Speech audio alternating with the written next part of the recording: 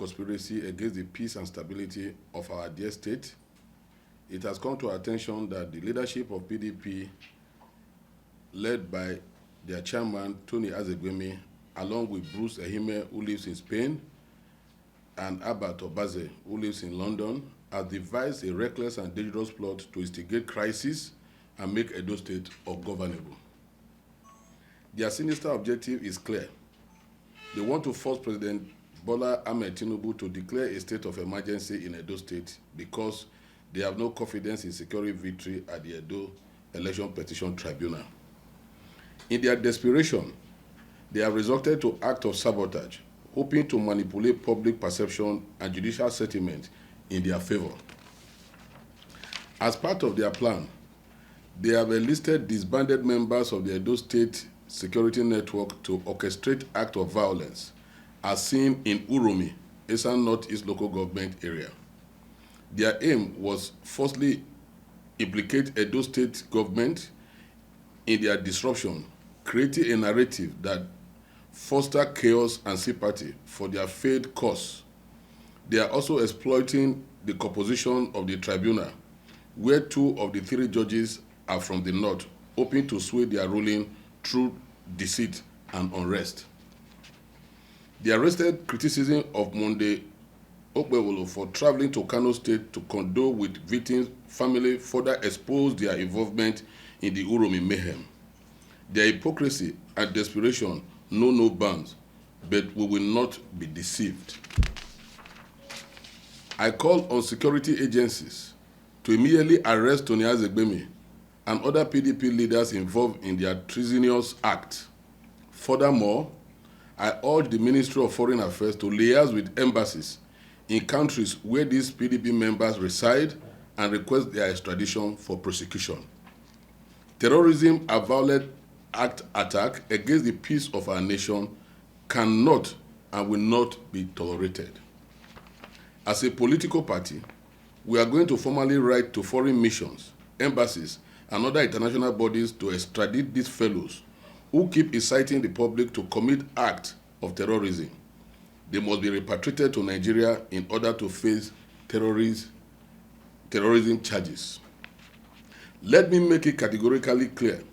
No amount of blackmail, intimidation, or desperate orchestration will stop Governor Monday Okpewolo from emerging victorious at the tribunal on Wednesday, April 2nd, 2025. The people of Edo State have spoken, and their mandate will not be stolen through unhanded tactics.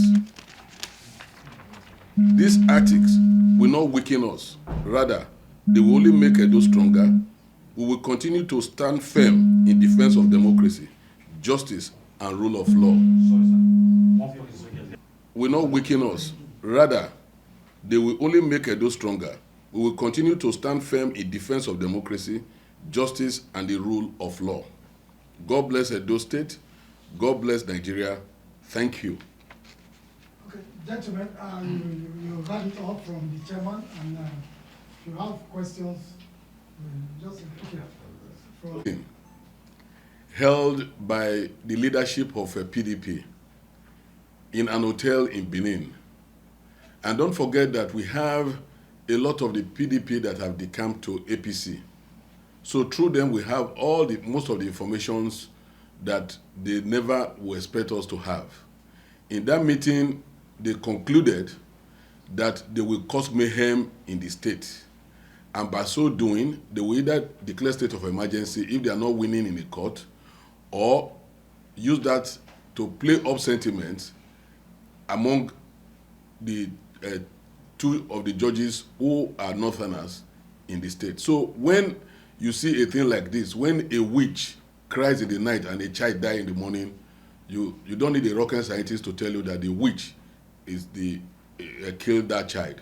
So these meetings happened, and almost immediately we saw that mayhem in Uromi. And it is clear that it was an act orchestrated and carried out by the PDP.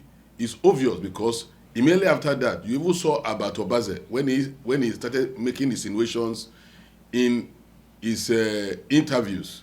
It's on Facebook, it's in all social media, where he clearly said that the people of Uromi had to come out to attack the kidnappers, maim the kidnappers because Monday Okpebholo failed to provide security. So you don't need another pointer to the fact that these people are involved in this crime. So they are all involved and they have to be arrested. And don't also forget that in the past, I also said it clearly that these people are planning to cause mayhem in the state, to destabilize Edo State, so that they will feel that Monday Okpebholo is not good in security. But he has proven them wrong now because of his proactive means he used in tackling this issue. He was in Kano yesterday. He went even to the victim village. I went with him to condole with them, and everybody is aware, everybody is praising him, and they know that he's doing very well in security. Okay, let me tell Oloko. Thank you very much, sir. Okay, let me clear that doubt. You see, what happened in Uromi was a mob action. It was a clear mob action, not the vigilante per se. That's the reason why we are saying a vigilante group was disbanded. The one set up by Massacre, that have been crying, that killed the police at the airport, if you can still remember. And these guys are still there. And they have committed a lot of crimes ever since. And don't forget, I just said just now, there was a meeting where they concluded that they are going to cause mayhem in the state, to either a state of emergency declared in Edo State, or to sway the judges who are from, about 2 of the judges who are from the north, to sway them to have judgment in their favor, painting Okpebholo as somebody who is not sensitive to to Nigeria as a person, you know. But you discover that it's clear that we said those vigilantes that were disbanded are still there, still causing mayhem. So that's the connection. The point is that the vigilante CP head that was arrested was a proactive measure to also check that the vigilante who were supposed to be on duty were supposed to even do the needful to ensure that such a crime did not happen. So that's the reason, that's the connection to his being arrested and the people who committed the mob action. In mob action, the people have been arrested, they are confessing. So you will recall that we have full information. That's the reason why we are calling on somebody like Tony Azegbemi to be arrested. That's the reason why we are calling on these other 2 fellows, one who lives in him who lives in Spain, and Abat Obaze who lives in the UK. And there are so many of their people. We are going to do a strong-worded petition to the Inspector General of Police, where we are going to now put the names of all the people involved and the people who were in that meeting where all of these things were planned. Okay. Okay, sir. My name is Deborah. I work with now. You recall that during the first 100 days, he provided a lot of vehicles for the police, for security agencies to check these menace. And he has also acquired some drones, which will help to detect these kidnappers in the bushes. So those mayhem you saw is clearly from the kidnappers. But we are saying that this very particular one, these are innocent people that were coming from Cross River, from the investigation so far, who were not part and parcel, who are not kidnappers, that were mistaken to be kidnappers.